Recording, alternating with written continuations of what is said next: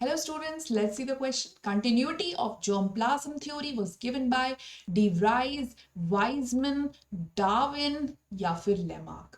तो ये थ्योरी है बड़ी इंटरेस्टिंग थ्योरी. तो कंटिन्यूटी ऑफ जर्म प्लाज्म, ठीक है.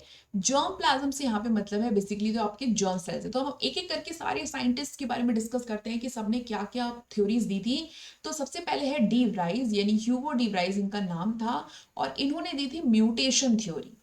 ठीक है, इन्होंने दी थी म्यूटेशन थ्योरी. इन्होंने काम किया था इनोथेरा लिमार्कियाना प्लांट के ऊपर, और इन्होंने बताया था कि म्यूटेशंस होते हैं जिनकी वजह से एवोल्यूशन हो रहा है.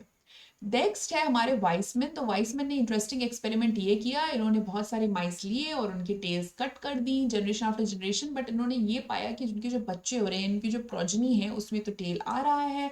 तो इसका मतलब theory of inheritance of acquired characters given by Lamarck is wrong. Okay, so what he did was, इन्होंने ये दिया कि अगर सोमैटिक सेल्स अफेक्टेड हैं तो इतना नहीं कुछ हो रहा, जर्म प्लाज्म यानी जर्म सेल्स अगर अफेक्टेड हो गए तभी वो इनहेरिट होता है.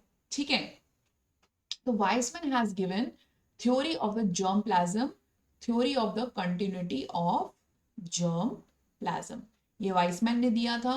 Very good. नेक्स्ट है हमारे पास डार्विन. तो डार्विन को तो कौन नहीं जानता, डार्विन, चार्ल्स डार्विन, जिन्होंने थ्योरी ऑफ नेचुरल सिलेक्शन दी है.